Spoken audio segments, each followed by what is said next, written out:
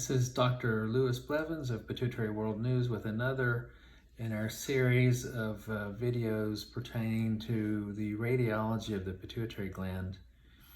I had the occasion to meet a wonderful gentleman today who has had a pituitary adenoma for some time. He was diagnosed and underwent surgery probably about 16 years ago now, and had only a partial resection, and here we are 16 years later, and his tumor has increased in size a bit, but not by much. It's a really great set of images to go over some of our usual things that we like to talk about when we review pituitary MRI studies. So I'm flipping backwards and forwards here, and hopefully, if you've looked at enough of these videos, you can recognize the tumor. It's this lesion here. It's well described, or well circumscribed, I should say. Pretty easy to spot. So a couple of interesting things here.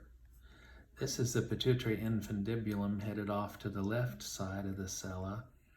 And this little enhancing tissue here is probably a remnant of pituitary gland. He has hypopituitarism, so that gland remnant is not functioning, or certainly not producing enough hormone to be normal. This may be more of that in this area here.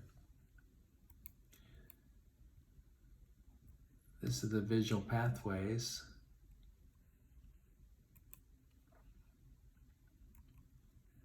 You can see here one of the right optic nerve in the tumor. There's about 2.5 millimeters separation there between the tumor and the visual pathways. The tumor is abutting the cavernous sinus on the right.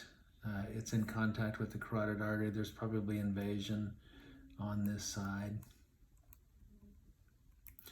One of the ways that you can tell is that there's more cavernous sinus blood on the left and hardly any on the right, and that's usually one of the signs that there's probably invasion. You can see here the contrast where there's far less on this side. So this is a classic example of a pituitary macroadenoma with the residual tumor having increased in size during a period of follow-up. But there's still no clear-cut indication to proceed with surgery other than the size criterion. This tumor measures almost 2 centimeter in greatest dimension. But there's not going to be improvement in pituitary function. The visual pathways are not threatened, and he's not having symptoms as a result of this lesion. So I think we're going to elect to choose what he would like to do, whether it be follow-up or surgery. Once again, Dr. Lewis Blevins of Pituitary World News. Stay tuned. We have more radiology videos coming.